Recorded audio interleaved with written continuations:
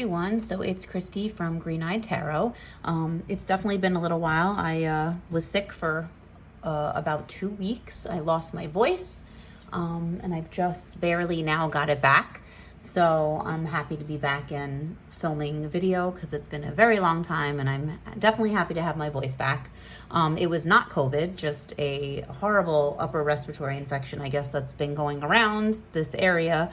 But it really caught me and it took me a while to recover, but I'm definitely feeling so much better and so glad to be back, like I said. So this has been really my focus for the last month, maybe, I would say. I purchased the Dreamkeepers tarot and I'm so happy that I did. I feel like this has been a deck that I've been looking for. Like, I didn't even know that this was the deck that I was looking for. One of those situations where until you have it in your hand and you go through the guidebook and you go through other card images, you don't even realize that this was a deck you needed in your life. And so I'm just blown away by everything about this deck. The artwork, the guidebook is absolute gold, and which is why I really wanted to do a deep dive, because I've been just really immersing myself in this deck, and I wanted to share that with everyone. If anyone has this deck, just as a way, to go deeper, and if you don't, just as a way to encourage anyone, who reads tarot, anyone especially who works with like divine feminine energies. This is it's just gorgeous. Like I said, the guidebook is just absolutely amazing. Definitely one to read cover to cover. I did that. I don't do that with all my decks, but this one is definitely one to do, because the writing is superb. Liz Houston is the creator. She is the artist and creator. She wrote the guidebook. What I think is amazing about this deck is it took her 12 years to complete. So it was done over the course of a very long time. So she just really poured her heart and soul into this. And she talks in the guidebook about how this was a way to heal her relationship with the divine feminine, with the goddess. And I think that that's just beautiful. And I feel like it resonates, I'm sure, with many of us, both male and female, any genders, any identifications. I feel like it's a deck that is not just for women. And she does, make it a point to say in the guidebook that, this is, it was created as a crucial awakening and support of the feminine aspects within all. So she makes it clear that, the feminine and masculine aspects are within all of us. And those polarization exist, like the light and the dark, that balance, of all. And she talks about bringing all these aspects of ourselves together in empowerment and unification, and it can only lead to more balanced and centered selves. But this, she said this creation of this deck was really her step in healing that relationship with the feminine. I kind of also love that she, states that the queen resides at the top of the hierarchy in this deck. So it's not the king in the court cards, it's the queen that's at the top. And that's not, to negate, the masculine in any way. She talks about how she's the symbol of an empowered feminine spirit who is receptive, sensitive, and trusting of the inner voice. She who demonstrates power with her subtle yet stern internal focus. She who leads with compassionate wisdom and in consideration of all life. So, she talks about that being the reason the queen resides at the top of the hierarchy. And I just think that that's beautiful. It definitely resonates with me. So, I'm going to go through the Major Arcana today, just a deep dive into the artwork, the symbolism, what she speaks about in the guidebook, just basically how I, my reactions to, the cards as well. So these are the cards backs. I'm not going to really flip through. This is more of just a deep dive into the Major Arcana, so not a complete walkthrough or flip through of the deck. I feel like a lot of people have seen this deck. Like I said, I want this to be more of a deep dive into the Major Arcana. So just gonna zoom in a little These cards are like very detailed. There's lots of symbolism in the cards themselves, so it can be difficult to kind of see everything. You have to kind of look really closely. So I'm gonna try to eliminate as much glare. They're not shiny, they're not glossy cards. They're like slightly glossy. They're more of like a matte glossy, if that makes any sense, but they're not super shiny, but there is like a little glare coming off of the light. So I'm gonna try to avoid that as much as we can, just because it can be difficult to see. So, so this is the Fool. So as we know, the Fool begins the Fool's journey. So the creator talks about her being a player in the game of life, which I kind of love that depiction, you know, of being, you know, an active participant. We always see the Fool as like sort of being naive and innocent, but really, you know, she is an active participant in her own life. You know, it's not just passive. So I kind of love that depiction. So she talks about how the Fool is holding the bell in her hand, that she's holding a little bell, which summons helpful guides along the way, you know, just to help her along the way. So often we see a dog, you know, as the companion to the Fool. But this bell, you know, she talks about how it possibly has summoned these gargoyles, which are sort of in shadow behind her. It can be really hard to see, but there's like a gargoyle here behind her. And like I said, kind of like in shadow. And there's another one down here in the card. So like, she talks about them possibly being the gargoyles are her guides. It's, you can see there's like a checkerboard down here. So that's kind of where the reference of a player in the game of life. The creator in the guidebook talks about like, will she step off the board for an entirely new game? So again, that feeling of, you know, she's not a passive, you know, participant, you know, she's an active participant in her life. And you know, maybe she'll take a bold step in a new direction.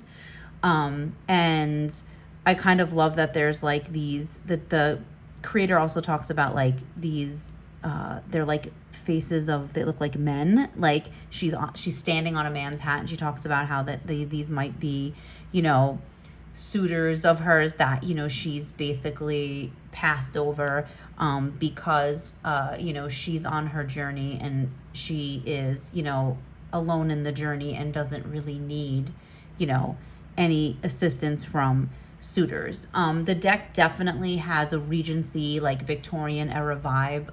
You know, I think like Jane Austen, Pride and Prejudice, the artwork definitely evokes that. So there are like some references like suitor, like these are suitors that she might have like spurned, you know, and like, and doesn't really want any part of. So she talks about, you know, how that, you know, might be what's, you know, happening in this image. And you can see like by her dress and just like her hairstyle, you know, it is very evocative of that Regency, you know, Victorian period, which I absolutely love. You know, it's not something you really usually associate with the divine feminine. When we see goddess decks, they're not usually depicted in this way, and I just absolutely love it.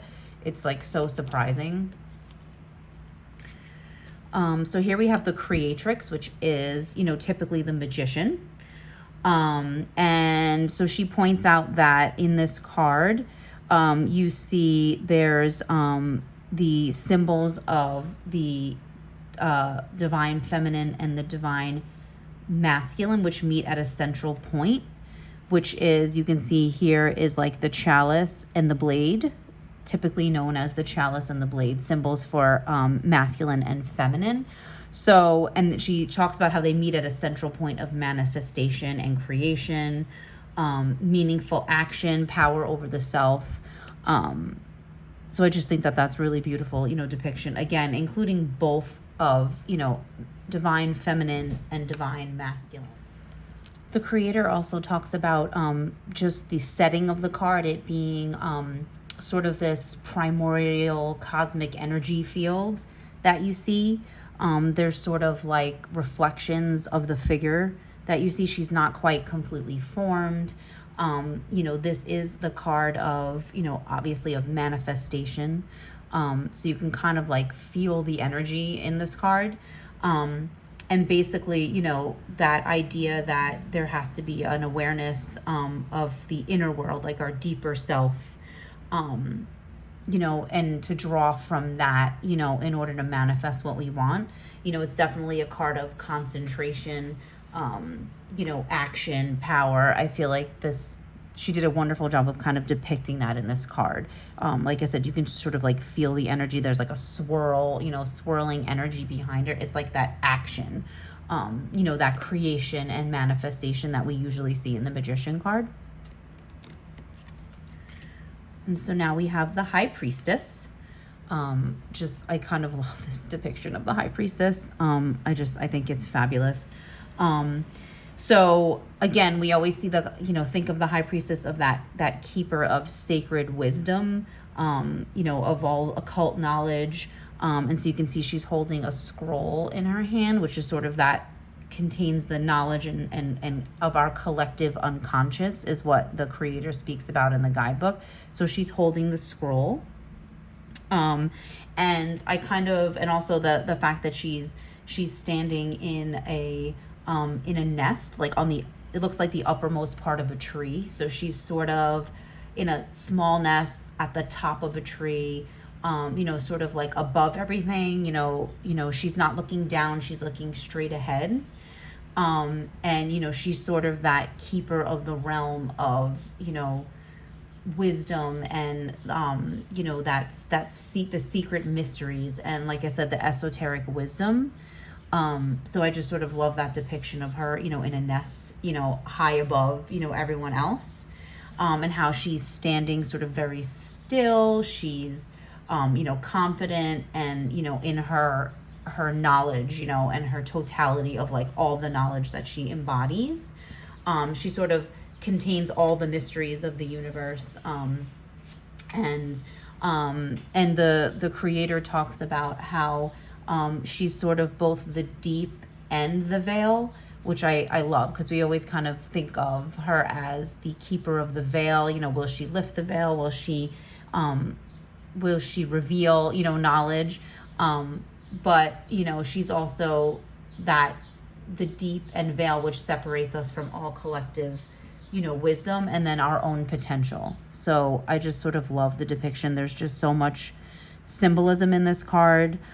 These like light bulbs, like sort of like orbs of light, you know, which kind of depict that, you know, that knowledge, you know, that illumination, you know, the way she is the keeper of that knowledge. And I just sort of love this depiction. You know, we usually just see such a very feminine, you know, depiction of the High Priestess. And I just sort of love this departure from that. And here we have the Empress. You know, obviously the Empress seen as the Earth Mother. And in the card, you know, she talks about how, you know, she's sort of bridging the realm of sky and earth. So you see like the earth and like the trees, and then you see like the stars and sort of like this cosmic imagery behind her. So that bridging of those realms.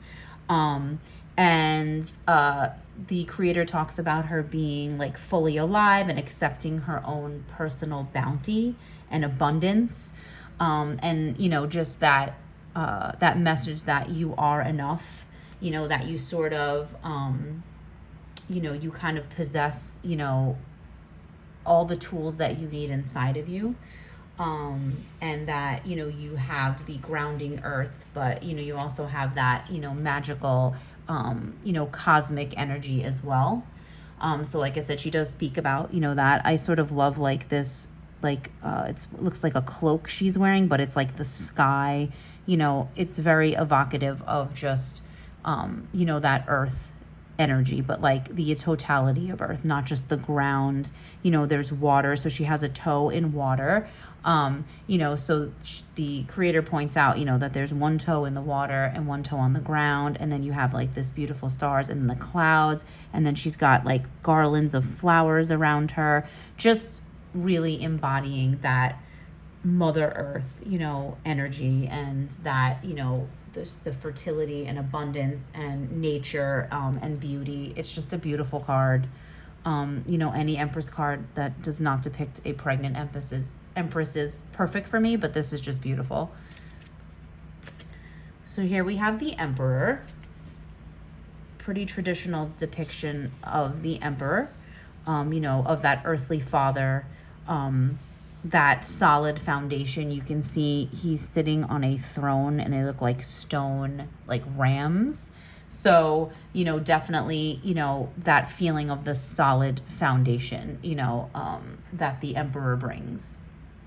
That will and ambition, the law and order, you can definitely see that depicted in this card with this Emperor. And she talks about how, the rams are obviously related to Aries, which is ruled by Mars. And his throne is sort of in this indestructible marble hall, which again, just sort of, is indicative of that really solid, foundation. The creator also talks about number 4 being associated with the Emperor card and how that's sort of the perfect number. And it's sort of that idea, like from chaos, he brings order. He's fair, he's firm. And he sort of brings that message of what rules are governing our lives, just sort of that law and order figure that we see. So it's pretty traditional depiction of this. And, I'm glad that it's not, she chose to, go with a masculine energy for the Emperor card, because that's what we typically see. Okay, so here we have the Hierophant. Again, just gorgeous artwork.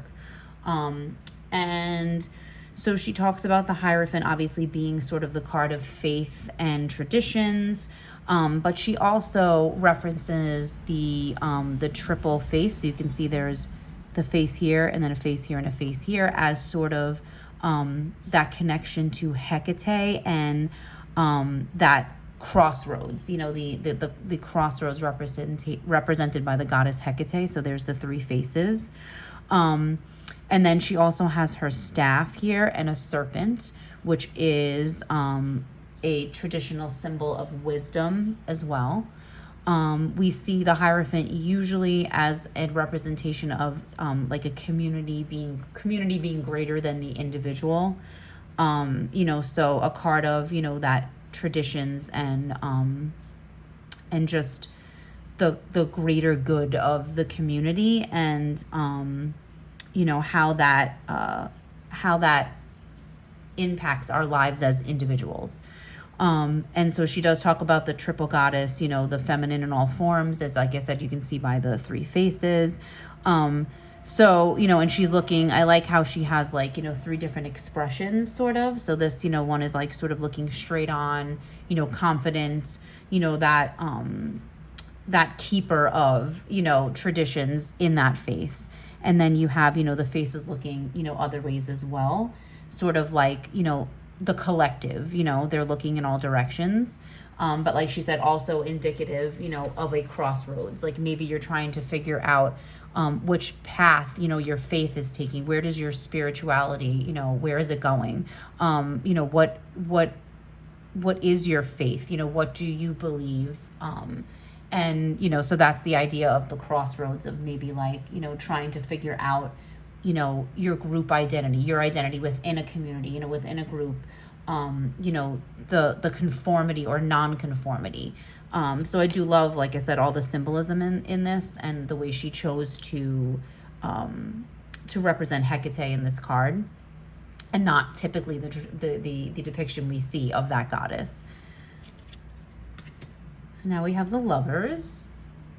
I do love this depiction of the Lovers. It's kind of quirky and weird, and I just love it. So she she does talk about the obviously the way the faces are not connected to their bodies, and like how the masculine in this card feels like more fragile, like he appears outwardly, you know, but he does appear more fragile, as depicted by this house of cards that's inside his coat. It's like really difficult to see. I know it's like sometimes really hard to see, but if you can see, there's a house of cards inside of his jacket.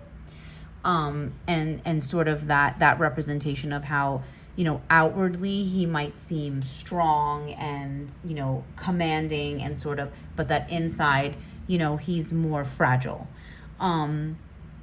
Their faces, like their faces are not on, but sort of depict more of the identities they have forged. So may not necessarily be who they really are, but what they want the other to see, or the face that they want to present to the outside world. So the creator talks about, you know, the faces being disconnected as sort of like a mask you might be wearing. And talks about the lovers as sort of maybe like a vice and virtue, you know, that choice, you know, between vice and virtue, or mind over heart. You know, that idea that, you know, the lovers really represent not necessarily just lovers or, you know, a relationship or a physical relationship, but can also, you know, represent a choice in there, like a choice to be a partner, a choice to forge a working relationship with somebody.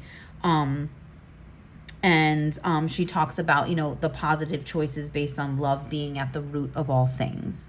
So I just love that, like I said, the house of cards. And if you can see here, there's sort of the depiction of these like three feminine figures, and the different phases of the moon, like inside of her dress.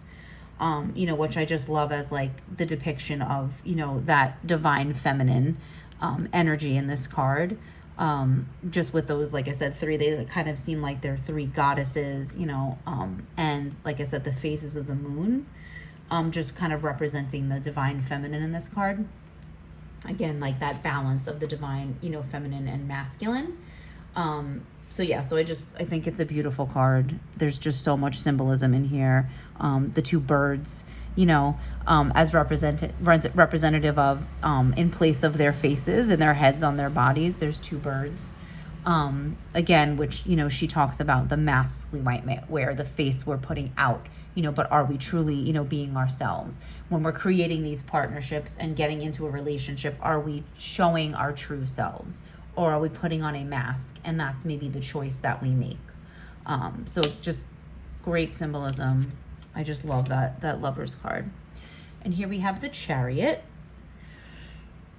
Let's see. So the Chariot, we always kind of, I always, you know, kind of equate it to sort of like that determination, that power over your mind, like mastery. So, you know, she talks about the waxing and waning moons being present in here. And also, again, we sort of see the these faces that she's holding. Again, sort of that masks, like mask different faces and emotions that maybe she's mastered. So like this face is very resolute, you know, and this face is very serene. So just the idea of maybe mastering our emotions. So the creator talks about her holding these different faces that she can put on as being representative of that mastery. I also love this idea that there's no reins. So we obviously have the black and white horses, which is very traditional in a Chariot card, but there's no reins present. So the creator talks about just being sort of that being a force of will, you know, that willpower, you know, that personal authority. So there are no reins. You know, she's using just her will, her mastery, you know, to drive this chariot. And I think that that's a wonderful depiction of this card. We also see sort of like that light and the dark, you know, there's darkness, you know, here, but there's also light here. So there's a very male and female energy, conscious and unconscious. That duality is kind of depicted in this card based on like the light here, but the dark and shadows here. So that's just the black and white horses, obviously, you just see that duality. And the creator talks about that unifying of mind and emotion for her purposes. So it's very intentional very, you know, like I said, that willpower card.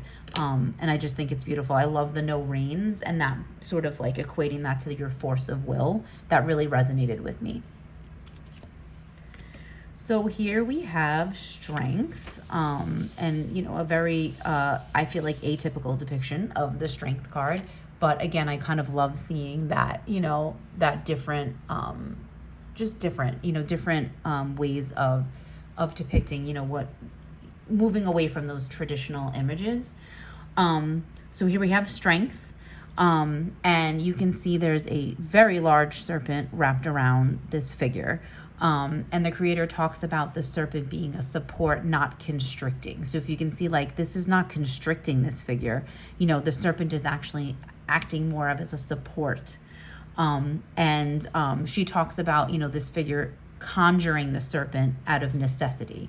So I kind of love that, you know, that the serpent is not there, you know, as a hindrance, but really it was conjured out of need, you know. And it's sort of, always see the strength card as that, like, perseverance, you know, and courage, but sort of inner courage, not necessarily just outer bravery, but inner courage. And the creator talks about, you know, this card as a card of, like, acceptance. Like, she will face many trials, but they're going to help her growth in the end. She talks of a calmer place of resolve. So not bravery per se, but again, that courage, resolve, perseverance is what we're seeing in this card. So again, I just love this depiction. This depiction of her, like, coming out of an egg, like breaking out of her shell, you know, is great. I feel like that's basically like she's saying, I can handle this. Like, she's emerging, and she summoned this, conjured this serpent, you know, for support and help, to give her, you know, help her courage. But, you know, she's breaking out of her shell. You know, she's, you know, she has self-confidence. And that's where I kind of see that displayed here with this shell and the egg and her coming out of the egg. So yeah, wonderful. And here we have the Hermit. Just a beautiful Hermit. I love this deck. You know, there's so many card images, especially in this Major Arcana, of, like, sort of half formed individuals, like figures that are not fully formed, or figures that are like hybrids. And I feel like that's it's a wonderful message of sort of like that in progress. You know, the Major Arcana is supposed to be the fool's journey, and sort of that journey of, like, we're in progress, you know, so not fully formed. So a lot of the cards sort of have that depiction on them. So she does talk about the Hermit being, like, sort of that withdrawal from the physical world to turn inward. So that's where we see sort of these figure half in the world and half in her own mind. So that's what this card is depicting. She's still grounded. As you can see, she's, like, part of this tree. So she's half tree, half human, and the tree is representing her grounding to the earth. So she's still grounded, but she's looking inward, turning inward, you know, looking for that inner truth. And the creator talks about how, you know, inner truth can be uncomfortable, but calling to retreat within to a place of, like, that deep wisdom. So you can see there's a reflection of herself. So she's sort of looking off, and then there's a reflection, a slight reflection of her. So that just really is that symbolism of looking inward, you know, looking at yourself, you know, being your own mirror. And, you know, this is a solitary task, and that nobody can venture with you, you know. And so, you know, this is something that must be done on your own, but you have, you know, you're looking at yourself. And then there's that candle right there that the reflection is holding, you know, sort of that illumination, you know, that looking inward, you know, that inner, with that light of inner wisdom, introspection, contemplation. It's definitely all here in this card, but I love this, you know, idea of still being grounded, this tree, you know, still grounding her to earth. Yeah, so I just love it. Gorgeous. So here we have the Fates, which would typically be the Wheel of Fortune. I absolutely adore this depiction, using the Fates. And so when I saw this card, I knew I would have a deep connection with this deck, because I studied the mysteries and like the myths surrounding the fates for a long time. I actually started writing a book of fiction, like a fantasy novel, about the fates. So I did a lot of research about that. So I do have like a deep connection with this. So like I knew that this deck was like going to be one of my soul decks because of this card itself. So so obviously it depicts they're known as the Moirai in Greek mythology. So you have Clotho, who's the spinner of the thread of life, sort of representing present. You have Clotho, who measures the length of the thread of life, and she's, you know, considered representing the future. And then you have Atropo, who it cuts the thread. So she's representing of the past. So they're the three fates. And just sort of the idea of fate as being that which has been spoken.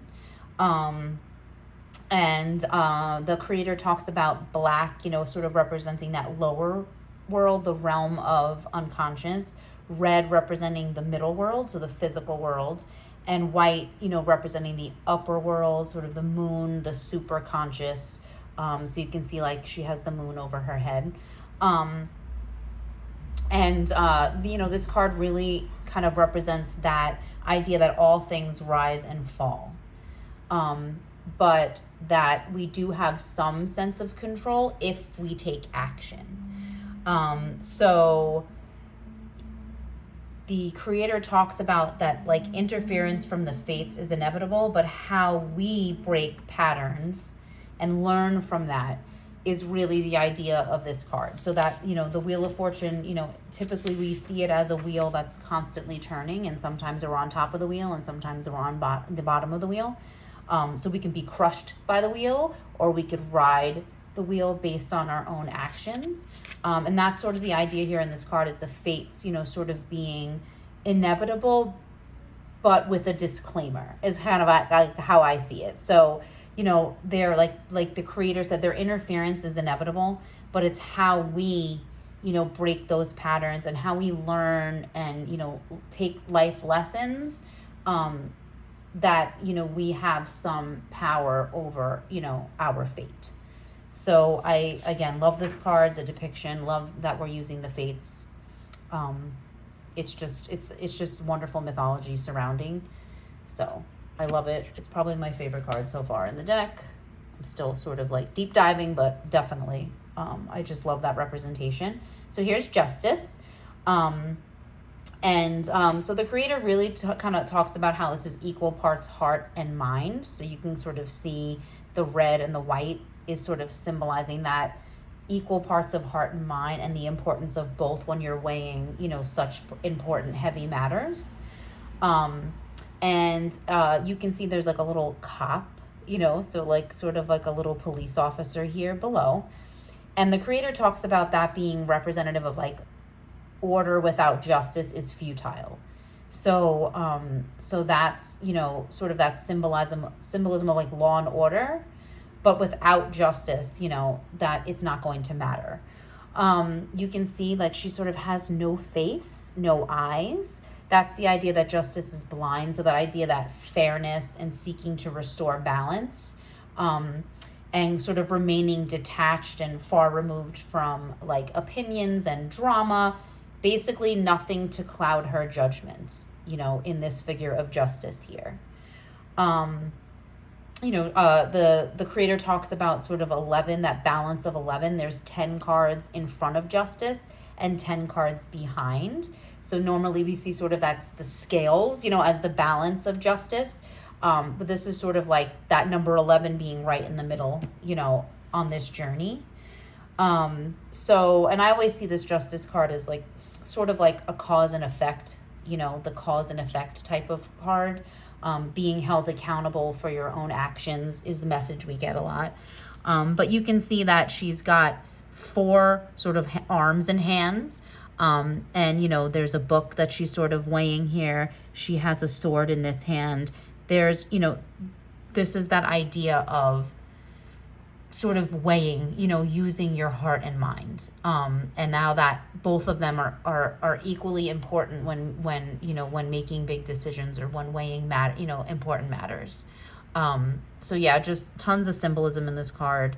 You know, she's definitely sort of like above, you know, again, in the heavens, like, you know, in that cosmic space, you know, because, you know, she needs to be above all of the, like we said, opinions and like anything that might cloud, you know, her judgment when, you know, enforcing justice and bringing justice. So here we have the Hanged Woman. So being, you know, sort of a divine feminine energy deck, it is a hanged woman. And this is the card of sort of surrendering to the unknown. And so the creator does talk about sort of this veil, this like very thin white veil that's around her.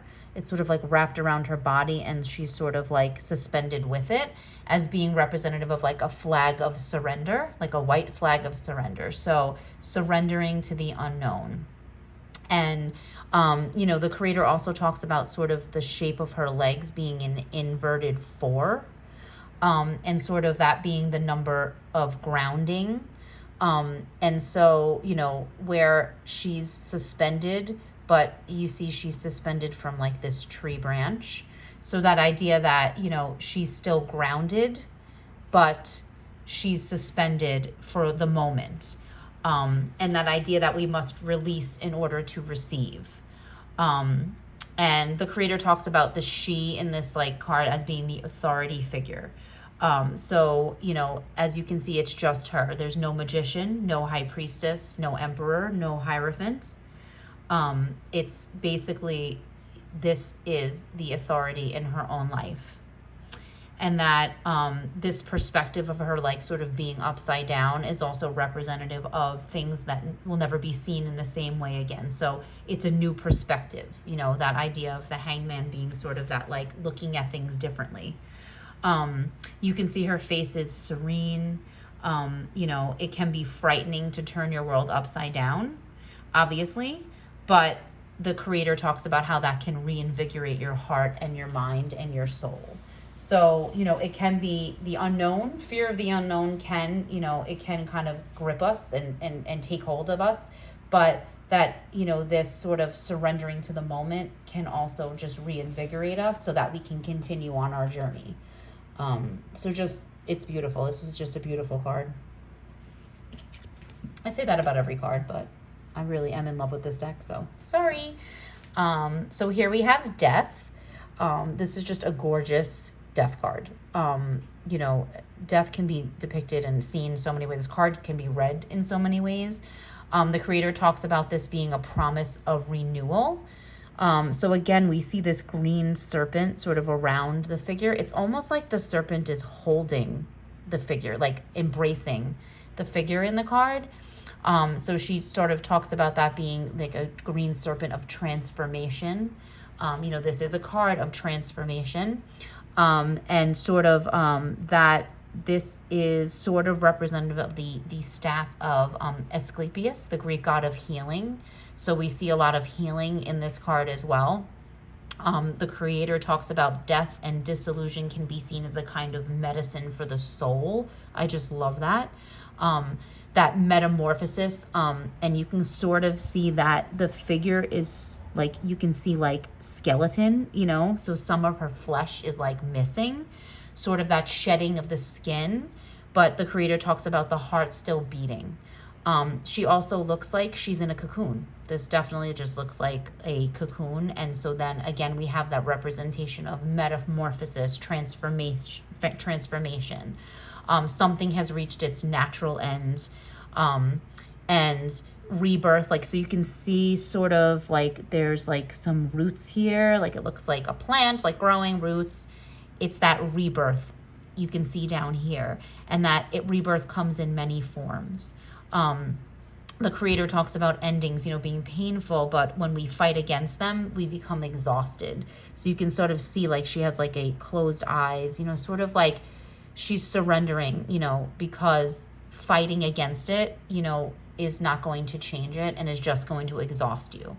You know, so you're shedding that skin, metamorphosis, transformation. As we know, the death card does not, you know, typically represent physical death. It can, but this card can be seen as so much more. And I feel like this just is like such a beautiful depiction of rebirth, transformation, the cocoon, the serpent of transformation, you know, that shedding of the skin. It's wonderful. So again, so much symbolism. You know, as we know, the death card has many layers. So I feel like, you know, the card itself has so many layers as well. And here we have Temperance. So again, Temperance, a card of balance. So much of what we see in this, especially in the Major Arcana, is that idea of balance, the feminine and the masculine. The creator talks about, so these figures here have no heads, as we can see. As a lot of times in this deck, their heads are detached, or, you know, they're not there at all. You know, she talks about the no heads of being like not being led by the mind, but by more intuitive forces. So in this Temperance card, you know, we're sort of letting go of logic in the mind and using more of our intuition. You know, she talks about this bird. There's a bird holding a heart, a human heart. So you see sort of this skeletal, it's a skeletal bird, it looks like a crane, and the crane is holding a heart in its beak. And it basically, the creator talks about this symbolism as being sort of the heart of the matter is to be found at the center point between these two. So you see the heart's right in the middle. So just talking, you know, that's that idea of balance. And she says this sort of represents the heart being at the center point between the two. You know, she talks about the relationship to Aristotle in this card, and the golden mean, the balance between two extremes, and, you know, just that idea of where are we most out of balance in our lives. And I'm quoting from the creator, she talks about the alchemical art of bringing synthesis. So that's sort of what Temperance is representing, and this space between is a space for partnership and teamwork. And that the Temperance card really is asking you to compromise and look at sort of all aspects of your life, your health and your habits, like your sleep, your diet, you know, taking time for self while also connecting with others.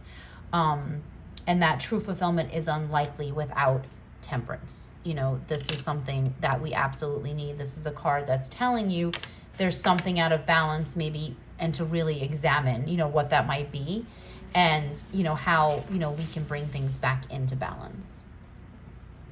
I also just love the depiction of sort of this puzzle piece, you know, that idea that we're all a puzzle, you know, and that we have to figure out what's not fitting, where are we out of balance, and, like, you know, how can we put this puzzle together so we can be more whole. And that's depicted in this card as well. So here we have the Devil. This is gorgeous. I love it. I love sort of this, again, that Regency, you know, Regency era like dress, and the figure in it, you know, definitely you get that vibe. And so the creator talks about, obviously, the devil being sort of, you're being enthralled, you know, by the lure of the senses. So sort of like your base self. So this, you know, depiction of the card is actually of Persephone and Hades and sort of the myth surrounding, you know, representing, you know, Persephone sort of being tempted with promises from Hades, come to the underworld, you know, promising her, you know, all sorts of, you know, riches and, you know, everything beyond her wildest dreams. Again, sort of like, you know, calling to her more, you know, base self, you know, that the senses. And you can see there's a pomegranate, like, so he's holding a pomegranate, and the creator talks about that pomegranate sort of sealing her fate. You know, she takes the pomegranate, she eats of the pomegranate, and that sort of sealed her fate.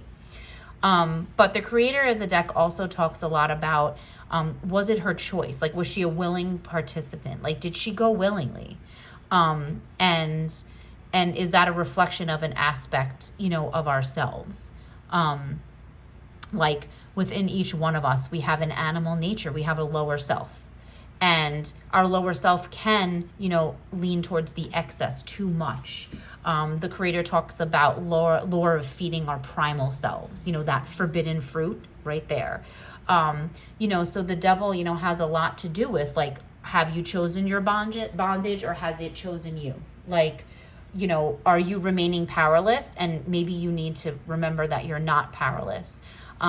So I see this card as the essence of shadow work, like your shadow self, definitely. You can see this sort of like shadowy, coloring around it. This is, to me, is the essence, this card, of shadow work and shadow self, and really looking at how are we contributing to what's holding us back. We know this is like sort of can be the card of addictions, can be, that, being in the grip of something that you feel like you can't control, but we're not powerless. And I feel like that's the message, in this devil card. And maybe Persephone wasn't, powerless. And, we all see as Persephone as the poor, sort of victim, but really, like, was she willing, did she willingly go? Based on what Hades was promising her. And, like, did she want to, in somewhere deep inside, did she really want to go to the underworld? Did she want to be there? So I just love that, kind of pulling in that myth, for the devil card. And here we have the Tower. This is a wonderful Tower card. Again, we see sort of half-formed figures. That's a lot, in this deck, because I feel like we're constantly evolving. So, not being fully formed in these major arcana cards, because we're still on that journey. So the creator talks obviously about destroying illusions and, like, being ripped open and exposed. So you can sort of see, like, here's her head. She's sort of rendered in two. She's been, like, ripped open. The lightning bolt has struck her straight on and has sort of ripped her asunder. And that's that idea of being torn apart from the inside out. The creator talks about being, like, dethroning the ego and the id, and that's sort of represented so you still have the falling figures. They're very small, but you can see them, they're falling, and that's sort of the idea, that we're really dethroning that ego and id inside of us. And that, no force is outside the self, but represented by us and our control over our own lives, And the creator talks about asking yourself, are we basing our identity on the external reference points, of our lives? And that while we see this as a card of destruction, new life may spring from the destruction of the old. And that pain and discomfort and grief, it can't be denied. The Tower is definitely that card that's telling you something needs to change, and it's changing whether you like it or not, and, like, how you respond to it. And that going through that pain is something you have to do, as much as we don't like it. And so, the creator talks about the clear skies. So you can sort of see it's very dark and stormy, but then you see this clear sky with the stars, and this clear sky above and the wild and stormy below, sort of that idea that eventually the storm will pass and there will be calm after the storm. And then another thing that I just sort of love about this card is it features magnolias. She's holding magnolias in her hand. Again, you have to sort of have these cards, and I'm so sorry that we can't zoom in more, but you can see them right here. She's holding magnolias in her hand. And the creator talks about something really beautiful, that magnolias are, according to evidence, are the first flowering plants. And that they date back, like, thousands and thousands and thousands of years. There's evidence of them growing. And, she included them in here as this idea that delicate things can survive. Like, even the most delicate flower can survive. And, can survive, all the forces of nature and evolution and human interference. But that magnolias still exists and existed thousands and thousands and thousands of years ago. And I just think that it's such a beautiful thing to include. And she talks also about the crown on top of the figure's head, suggesting that she's the queen of her own destiny. There is control there. I'm so sorry. There's a helicopter flying by. So the crown indicates that sort of control, over her own destiny, but that this is a necessary force. What is happening? It's for the greater good. and that you need, the creator talks about trusting in yourself, trusting in the goddess, in the divine feminine, in spirit, in your ancestors, in whatever guides you have, just having that trust. Here we have the star card. This is actually the image that's on the front of the box. I know I didn't show the box, but this image is on the front of the box. So the star card is sort of that card of deep healing, renewal. The creator talks about the use of white. So you can see there's a lot of white in this card, white as the color of transfiguration. And then you see these little pops of red, like right, so ever slight, coming, you know, from outside this like scarf that she has, and that it be offset by the red showing potential, you know, that healing and renewal and the potential, you know, for growth. She talks about the raven. So there's a raven here. There's a little bit of glare. Let's move these over. So you see this raven on her hand, and the raven's offering her love and wisdom and the remembrance of her journey, you know, the difficult journey, the challenges she faced. The creator also talks about, so there's a planet, like it's kind of faint, but you can see there's a planet behind her. You see it's sort of in shadow. That's representing Chiron. And she talks about how it's resting on her shoulders, but not as a burden, but filling her with like sort of that light and life, like a halo. So if you can see it, it sort of looks like a halo over her. And the creator says that that is representative of Chiron. And I just love that it's on her shoulders, but she's not burdened by it. The creator talks about this being the wounded healer archetype. So like a half woman, half beast. So you can see she sort of has fish scales on the bottom there. And she talks about sort of like this fish scale and the sort of like skeletal, you know, not being able to swim through these rough waters. So she has a crown of a sailboat on her head, and the boat is offered as a crown to prevent her from drowning, to be able to make it through the rough waters, even though she has this skeletal, you know, fin that she's not going to be able to use. Her heart has healed to rebloom, but it is forever changed. So the creator's talking about this red, you know, right here that's blooming from her heart space. And the card is, you know, the star card, for me, I feel like also I resonate with the idea that like before we heal others, we have to know and heal our own pain. The creator talks about that, you know, that healing, hope, positive direction, opening, you know, pathways, and just this idea that we are light, which kind of coincides with having faith. And I just think this is a beautiful card. There's, again, so many layers to this card, so many just different, and that's where this guidebook just is gold. I mean, the author's writing is beautiful. It's prosaic. It's just gorgeous. And the messages she provides and the insight she gives over, you know, what's in the cards, like, really, if you don't read that guidebook, are you really going to know why she has a sailboat as a crown? And like, what does that mean in relation to the fact that she's, you know what I mean, half formed still, and like this part's not really going to help her, you know, this skeletal fishtail, she's not going to be able to swim. This is where the guidebook like is just, it's fabulous, and you really do need it, you know, to get in. This is why I'm sort of doing that deep dive. I really hope that it encourages people to get this deck and to do the same thing, because it's transformative. So here we have the moon. Again, one of like my favorite cards in the deck. It's just so beautiful. The idea of trusting intuition, not logic. The creator talks about the dark night of the soul, you know, and that really being represented by the moon. And so here you can see, again, half formed, exposed bone, like in her back here, like her backbone.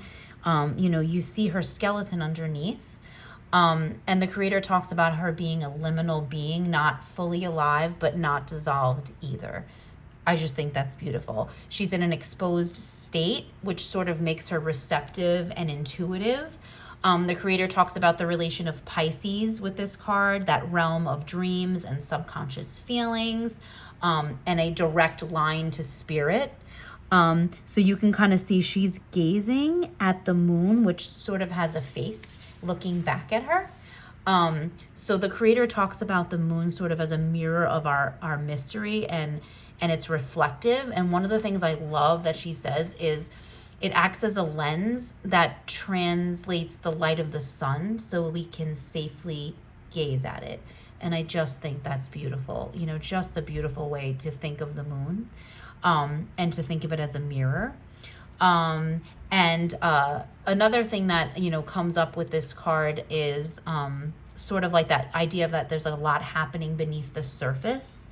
And you know, kind of being caught in the moon's spell, and like that, how that can sometimes lead to, like, we all know when you say like, oh, it's a full moon, when we want to just, you know, to kind of like explain away strange behavior or people acting, you know, we say, oh, it's a full moon. So that idea that there's like some sort of like lunacy, like related to the moon, you know.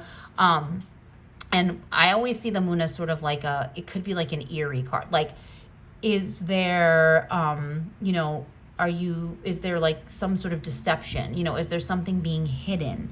You know, is there like, it's like this sort of this fear of what resides like in the shadow here. So you can see there's shadow and light here, and she's facing the shadows. So it's that idea of like sort of facing what this card is trying to tell you. We may not like it all the time, but it's maybe something that we definitely need to hear. And like something that, you know, we shouldn't shy away from, that we should face it and, you know, figure out what it is so that we can move on. And here we have the sun. So beautiful. So again, the sun card, you know, obviously joy, you know, it's such a joyous card. Everyone like loves to see when the sun comes up in their, you know, in their readings. You know, she talks about the sun, which you can kind of see here, you know, sort of being that life-giving, vital energy. It's powerful. It's a central figure. She talks about how we orbit it, you know. It's so central, and it provides us heat and life. And like without the sun, you know, where would we be? You know, we wouldn't be able to survive. And she talks about the clouds. You can see sort of the clouds even like as part of the figure, and sort of the sun breaking through the clouds. That sort of satisfaction, contentment, you know, that this card typically represents. We're energized, you know, the radiant sun. You know, she talks about this naked figure here, that you see like sort of like superimposed with the sun, and that being an idea like liberation, freedom, you know, enjoyment of your life. And then she talks about the clothed figure, you know, as more of the manifestation of hopes and dreams, which I think is beautiful.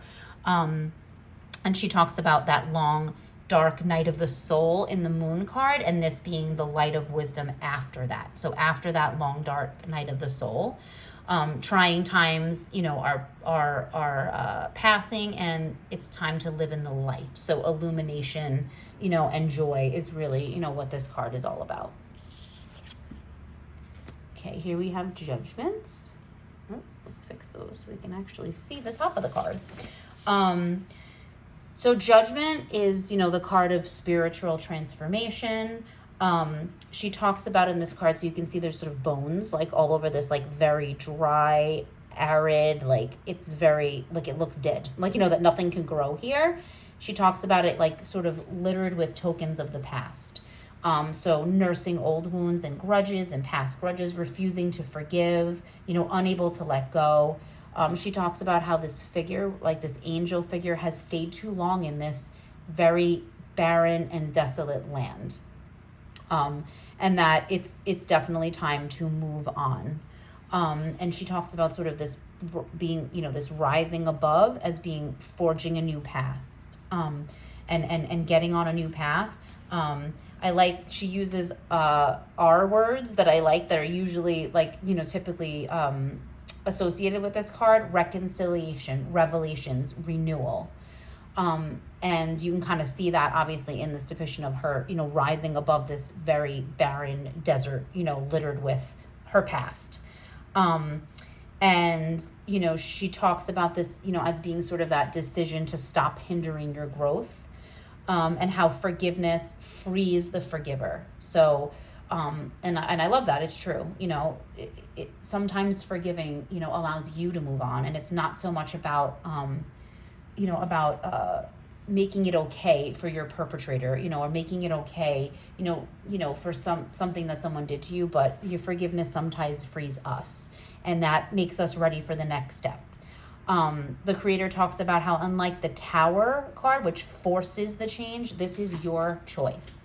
So the Tower is like a force, you know, and you're not going to be able to stop it.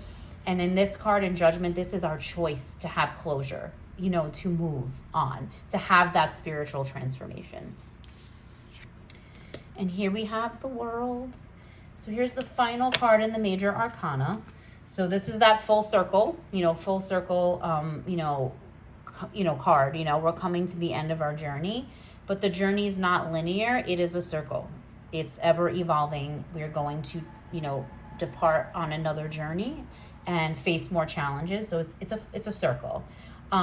She talks about this figure sort of being balanced between the heavens and the earth. So you see the earth here, the moon, and sort of the cosmic, like this whole cosmic energy field around her. She talks about these being the hands of the goddess, so the many hands, and they have the hamsa, so you see the eye, you know, sort of that seeing eye. She talks about the star in her heart center being the star of Inanna, which was an ancient mother goddess, you know, and kind of she's also known for like the duality and having a dual nature. And then she talks about this feminine and masculine figures in an embrace. You know, it's a crown of the divine feminine and divine masculine, and an embrace is sort of, again, that balance, that attaining the balance, that duality.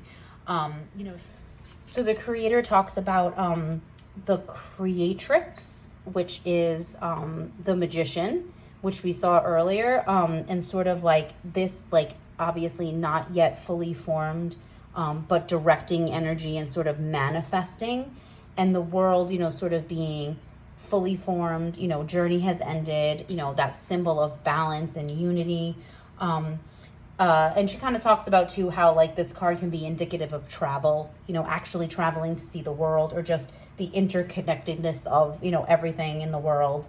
But, you know, the world is typically seen as that, you know, fulfillment, and that integration of all the lessons we've learned, the wisdom, the challenges. And now we're free to choose our direction. And like I said, it's a circle. You know, I don't see the Fool's Journey as being linear, but definitely a circle, because we're going to now choose a new direction, get on a new path, and then there are inevitably going to be challenges. And that's the beauty of tarot, and the beauty of our lives, and the beauty of what tarot brings to our lives, and you know, the guidance that it provides us. Not divination, but the guidance, you know, for our lives, and the paths we're on, and the lessons that we need to learn. And this deck is there's so many layers to it. I can't tell you how much I love this, you know, how much I've loved, you know, studying it now. Now I can move on to the Minor Arcana, and, you know, and I'm really looking forward to that, because it's so fabulous. I love it. It's definitely a soul deck. I cannot recommend this deck enough. I hope you have enjoyed it. I hope if you don't have this deck, it's given you an insight, and maybe it's, you know, something that you will. It is mass market, readily available. I purchased it at my local Barnes & Noble. You can get it on Amazon. You know, it's definitely available, and it's a treasure. It's just a treasure. And so, like I said, I hope this has just helped, you know, whoever maybe who doesn't have this deck, maybe they're on the fence about it. Maybe it will, you know, push you towards, you know, getting it. If you do have this deck, you know, I hope you take it out and sort of like go through it, and, you know, do the deep dive with me, and kind of notice all that symbolism, because it's magical, and it's just been such a wonderful experience. So I do hope you enjoyed this video, and I will see you in the next one. Bye.